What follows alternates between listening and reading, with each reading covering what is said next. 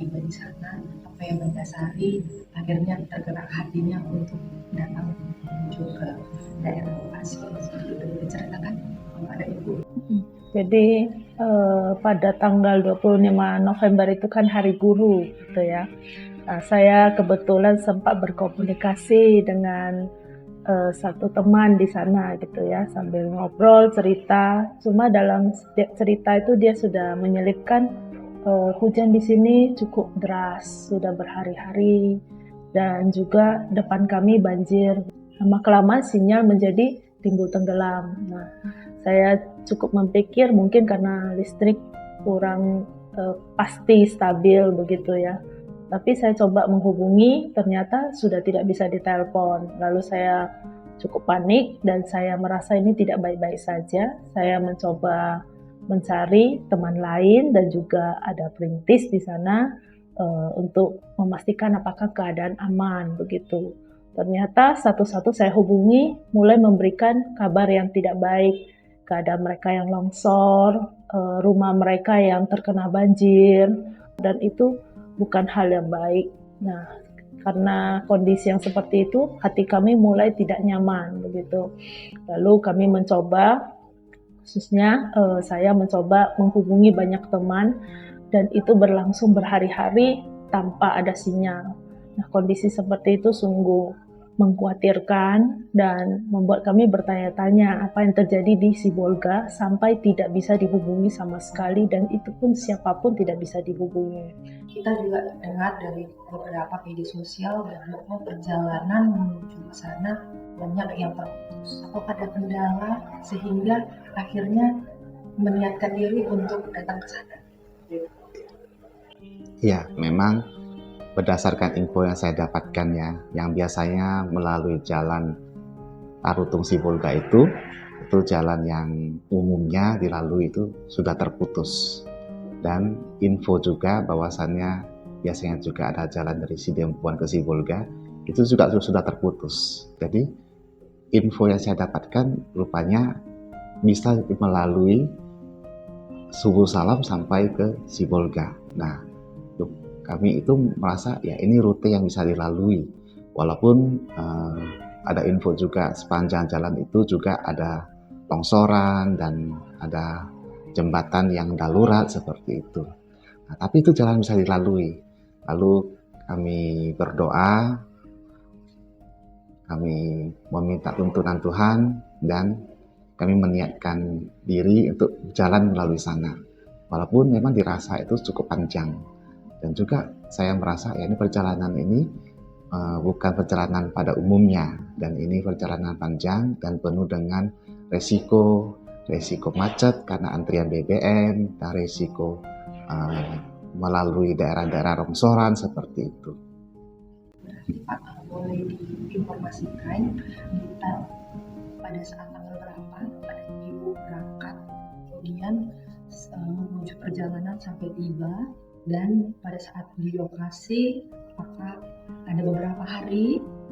Ya, jadi sebelum perjalanan juga kami sudah bawakan dalam doa, kami keluarga dengan anak-anak juga berdoa, dan kami juga memberitahukan niat ini ke Ibu Paulina dan juga sudah berdoa, dan juga gereja mendoakan kami, Pendeta Timotius juga mendukung di dalam hal ini, sehingga dengan keyakinan itu kami jalan, dan perjalanan ini cukup panjang, sampailah di Sibolga. Nah, itu sekitar jam 5 sore, dan kami juga menyerahkan bantuan itu kepada mereka, dan kami bertemu mereka dalam keadaan sehat, walaupun situasi kota masih belum kondusif ya.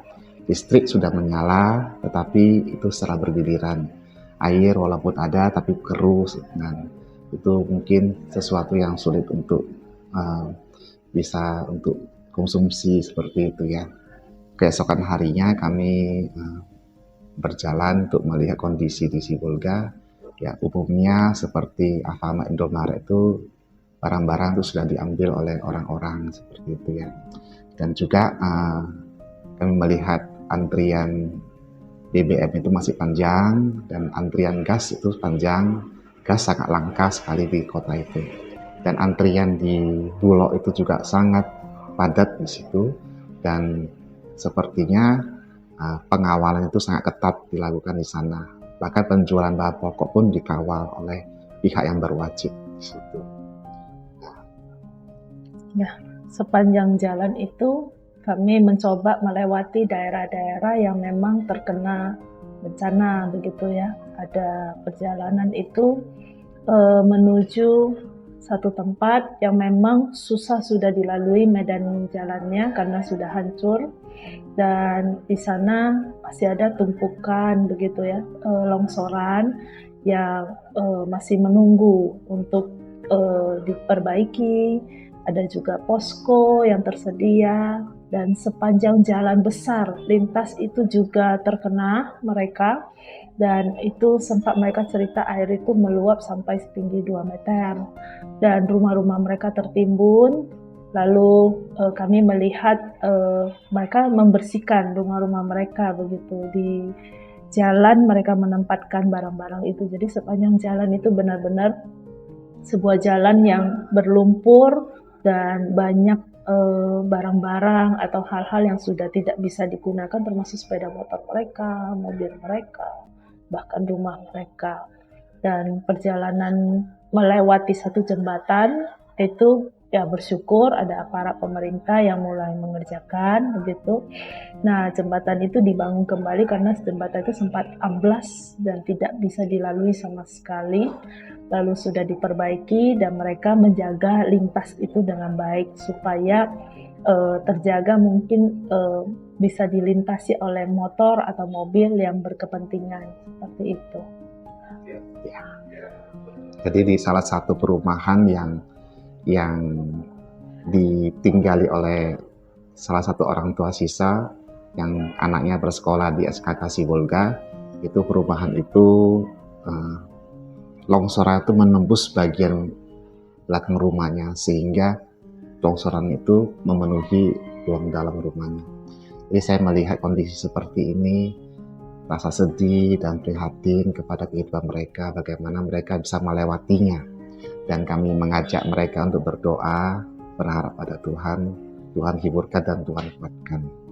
Sesampai itu kemudian kami kembali ke SKK Sibolga, dan di situ ada guru-guru, kami juga mendoakan mereka. Dan ada satu guru, dia bersaksi begitu ya. Waktu itu juga dia sedang perjalanan ke Sibolga, dan karena longsoran ini akhirnya dia menginap selama 2 hari di perjalanan itu, di jalan itu, dan dia bersaksi Tuhan masih menyertainya sehingga dia bisa, masih Tuhan izinkan ada kesempatan sampai saat ini. Dan saya melihat bagaimana juga Tuhan melindungi orang-orang yang dia kasihi walaupun dalam bencana ini. Nah, itu yang mungkin yang saya bisa sampaikan. Ya, perjalanan ini memang perjalanan yang tidak mudah.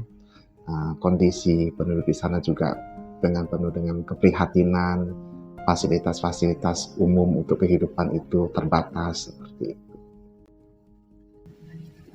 Berarti sesuai dengan informasi media sosial, kenyataannya memang pada saat di lokasi lebih buruk lagi ya kondisinya. Baik, apakah ada kendala yang dialami pada saat perjalanan? Iya. Jadi kendala yang dalam bayangan saya itu akan ada macet, dan benar macet di antrian BBM maupun macet di tempat yang sempit seperti itu ya, sehingga harus cari jalan alternatif. Kendala kedua adalah saya itu berpikir dengan BBM yang full tank di mobil itu hanya bisa pergi, tidak bisa pulang karena nggak cukup. Kalau seandainya tidak tersedia BBM yang bisa kami dapatkan di perjalanan, dan memang kenyataannya antrian cukup panjang sehingga saya berpikir untuk membawa cadangan BBM ya. Nah, tetapi ajaibnya pimpinan Tuhan sampai di Sibolga, kami memang melihat antrian BBM cukup panjang. Tapi supir itu Pak Arif bertanya, coba kita tanya dulu, barangkali tersedia BBM yang dibutuhkan di mobil ini. Dan ditanyakan, ternyata tersedia, dan petugas SPBU itu mengatakan, silakan aja atre, langsung bisa isi. Nah, itu saya kira itu pimpinan Tuhan yang luar biasa. Jadi dengan adanya tersedia BBM ini, maka perjalanan pulang bisa terlaksana dengan baik. Sampai di perjalanan pulang juga, di satu lokasi itu masih berlumpur dan basah karena waktu itu malam harinya itu hujan ya.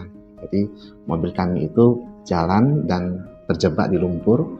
Nah itu supir itu sudah berusaha untuk mengeluarkan mobil dari lumpur itu. Tetapi dengan dia menggaskan mobil itu, rodanya berputar sehingga belum bisa keluar dan mulai terseret ke arah jurang. Nah, supir pun panik. Puji Tuhannya ada bapak-bapak yang mengarahkan supaya bisa keluar dari jebakan lumpur itu dan membantu mendorong. Nah, itu pengetahuan Tuhan yang sempurna dalam perjalanan kami ini. Dan kemudian kami sampai di satu tempat, itu antrian BBM juga cukup panjang dan ada yang mengarahkan kami supaya jangan terjebak di antrian ini, segera mundur dan mencari jalan alternatif. Dan kami diarahkan dengan mengikuti sebuah truk tangki untuk melalui jalan alternatif. Dan memang perjalanan alternatif ini bukan jalan yang mudah dilalui, jalannya sempit dan menanjak dan menurun, bahkan ada kelokan cukup tajam seperti itu. Tapi begitu pun kami melihat tuntunan Tuhan sehingga bisa melalui dengan baik. Bapak dan Ibu dalam keadaan sehat, gigi dan pulang. Kita juga kemarin bawa dalam doa supaya bantuan ini disalurkan sampai ke saudara kita dan bisa sampai juga Bapak dan Ibu dengan selamat di sini. Bu tadi disampaikan bahwa dari Ibu Tercinta sudah memberikan bantuan kepada saudara kita di Semoga ya. Boleh diinformasikan untuk bantuan yang sudah disalurkan. Jadi karena mobil yang kami bawa terbatas begitu dan kondisi di sana belum kondusif, jadi akhirnya kami memutuskan untuk membawa satu mobil ke sana dengan membawa bahan-bahan pokok khususnya sayur mayur, makanan yang bisa langsung dimakan, kalengan, dan juga ada beras dan juga membawa gas. Tapi terbatas. Jadi dalam satu mobil itu kami mengisi lebih banyak bahan makanan yang bisa dimakan. Jadi bencana itu tidak pernah kita prediksi ya. Dan kondisi kehidupan kita juga tidak pernah terprediksi seperti yang dialami oleh saudara-saudara kita. Tentunya melalui perjalanan ini saya pribadi menjalani ini dengan penuh iman, karena kami berangkatnya kan dengan berdoa dan juga penyertaan Tuhan yang sempurna beserta dengan doa-doa dari berbagai banyak teman-teman kami yang mendoakan kami dengan setia. Perjalanan yang sulit ini membuat saya pribadi merasa hidup kita ini benar-benar untuk Tuhan, dalam arti tidak ada satupun yang bisa kita prediksi, termasuk seperti perjalanan kami yang tidak terprediksi, tetapi penyertaan Tuhan selalu ada untuk anak-anak yang dikasihinya. Jadi dari kejadian ini saya merefleksikan bahwasannya kita tidak tahu apa yang akan terjadi dalam kehidupan kita ke depannya. Tetapi satu hal yang saya ingin sampaikan, bahwasannya sebagai sesama saudara, kita harus saling mengasihi, saling membantu apapun keadaannya. Dan percayalah, Tuhan selalu menyertai kita, menolong kita yang adalah anaknya. Kami mengucapkan terima kasih Bapak, Tuan dan Ibu Aida atas kesempatannya, atas bantuan dan perjalanan kemanusiaan mewakili kita untuk saudara-saudara kita yang berada di Sibolga tempatnya. Semoga Tuhan memberkati dan membuka hati kita untuk tetap berkelanjutan menghubungi saudara kita. Terima kasih Bapak.